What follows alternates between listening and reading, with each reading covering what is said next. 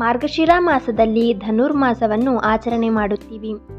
ಈ ಬಾರಿ 2023ರಲ್ಲಿ ಧನುರ್ಮಾಸವು ಡಿಸೆಂಬರ್ 17ರಿಂದ ಪ್ರಾರಂಭವಾಗಿ 2024 ಜನವರಿ 15ರವರೆಗೂ ಕೂಡ ಇರುತ್ತದೆ.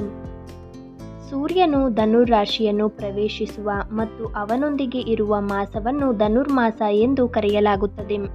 ಧನುರ್ಮಾಸವನ್ನು ಶೂನ್ಯ ಮಾಸ ಅಂತ ಕೂಡ ಕರೆಯಲಾಗುತ್ತದೆ. ಈ ಧನುರ್ಮಾಸದಲ್ಲಿ ದೇವರ ಆರಾಧನೆಯನ್ನು ಪೂಜೆಯನ್ನು ಹೆಚ್ಚಾಗಿ ಮಾಡಬೇಕು.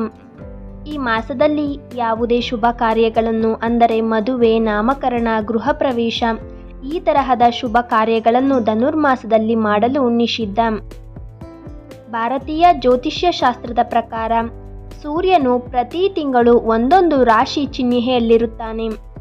ಈ ತಿಂಗಳು ಸಂಕ್ರಾಂತಿ ಅಥವಾ ಮಕರ ಸಂಕ್ರಾಂತಿಯ ಒಂದು ದಿನದ ಮೊದಲು ಭೋಗ ದಿನದಂದು ಕೊನೆಗೊಳ್ಳುತ್ತದೆ. ಧನುರ್ಮಾಸವು ಅತ್ಯಂತ ಮಂಗಳಕರವಾದ ಮಾಸವಾಗಿದೆ. ಬ್ರಹ್ಮ ಮುಹೂರ್ತದ ಸಮಯದಲ್ಲಿ ಅಥವಾ ಮುಂಜಾನೆ ಸೂರ್ಯ ಉದಯಕ್ಕೆ ಮುಂಚಿತವಾಗಿ ದೇವರಿಗೆ ಸಲ್ಲಿಸುವ ಯಾವುದೇ ಪ್ರಾರ್ಥನೆಯು, ಯಾವುದೇ ಪೂಜೆಯು ಹೆಚ್ಚಿನ ಪುಣ್ಯವನ್ನು ನೀಡುತ್ತದೆ ಎಂಬುದು ಹಿಂದೂ ಸಂಪ್ರದಾಯದ ಒಂದು ನಂಬಿಕೆಯಾಗಿದೆ. ಈ ಸಮಯವನ್ನು ಬ್ರಾಹ್ಮಿ ಮುಹೂರ್ತ, ಬ್ರಾಹ್ಮಿ ಲಗ್ನ ಎಂದು ಕರೆಯಲಾಗುತ್ತದೆ. ದೇವರಿಗೆ ವರ್ಷದ 6 ತಿಂಗಳು ಹಗಲು ಅಂದರೆ ಉತ್ತರಾಯಣ, ಇನ್ನುಳಿದ 6 ತಿಂಗಳನ್ನು ರಾತ್ರಿ ಅಂದರೆ ದಕ್ಷಿಣಾಯಣ ಎಂದು ಪರಿಗಣಿಸಲಾಗುತ್ತದೆ. ಧನುರ್ಮಾಸವು ದೇವರಿಗೆ ರಾತ್ರಿಯು ಕೊನೆಗೊಳ್ಳುವ ಕೊನೆಯ ತಿಂಗಳು ಅಥವಾ ದೇವರಿಗೆ ಬ್ರಹ್ಮ ಮುಹೂರ್ತದ ಸಮಯವಾಗಿದೆ. ಆದ್ದರಿಂದ ಈ ಧನುರ್ಮಾಸದಲ್ಲಿ ಬೆಳಿಗ್ಗೆ ಬ್ರಾಹ್ಮಿ ಮುಹೂರ್ತದಲ್ಲಿ ದೇವರನ್ನು ಪೂಜಿಸುವುದು ಅತ್ಯಂತ ಮಂಗಳಕರ.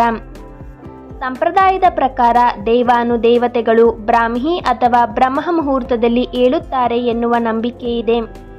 ಈ ಸಮಯದಲ್ಲಿ ಭಗವಾನ್ ವಿಷ್ಣುವಿಗೆ ವಿಶೇಷ ಪ್ರಾರ್ಥನೆಯನ್ನು ಸಲ್ಲಿಸಬೇಕು. ಈ ಪುಣ್ಯಕಾಲದಲ್ಲಿ ಒಂದೇ ಒಂದು ದಿನ ಭಗವಾನ್ ವಿಷ್ಣುವನ್ನು ಪೂಜಿಸುವುದರಿಂದ 1000 ವರ್ಷಗಳವರೆಗೆ ವಿಷ್ಣು ದೇವನನ್ನು ಪೂಜಿಸಿದ ಪುಣ್ಯ ಫಲ ದೊರೆಯುತ್ತದೆ. ಧನುರ್ಮಾಸದ ದಿನಗಳಲ್ಲಿ ಸೂರ್ಯೋದಯಕ್ಕೆ ಮೊದಲು ಎದ್ದು ಸ್ನಾನವನ್ನ ಮಾಡಿ ಸೂರ್ಯೋದಯಕ್ಕೆ ಅರ್ಧ ಗಂಟೆಯ ಮೊದಲು ಮನೆಯಲ್ಲಿ ಪೂಜೆಯನ್ನು ಮಾಡುತ್ತಾರೆ. ಇದನ್ನು ಬ್ರಹ್ಮ ಮುಹೂರ್ತದ ಪೂಜೆ ಎನ್ನುತ್ತಾರೆ. ಭಗವಾನ್ ವಿಷ್ಣುವಿನ ಶ್ಲೋಕಗಳನ್ನು ಹೆಚ್ಚಾಗಿ ಈ ಧನುರ್ಮಾಸದಲ್ಲಿ ಪಠಿಸಲಾಗುತ್ತದೆ. ಧನುರ್ಮಾಸದಲ್ಲಿ ಭಗವಾನ್ ವಿಷ್ಣುವಿಗೆ ಅತ್ಯಂತ ಪ್ರಿಯವಾದ ಹುಗ್ಗಿಯನ್ನು ನೈವೇದ್ಯವಾಗಿ ಅರ್ಪಿಸಬೇಕು. ಧನುರ್ಮಾಸದ ವ್ರತವನ್ನು ಆಚರಿಸುವುದರಿಂದ ಗೋದಾದೇವಿಯು ಶ್ರೀ ವಿಷ್ಣುವನ್ನು ತನ್ನ ಪತಿಯಾಗಿ ಪಡೆಯಲು ಸಾಧ್ಯವಾಯಿತು ಎನ್ನುವ ನಂಬಿಕೆ ಇದೆ.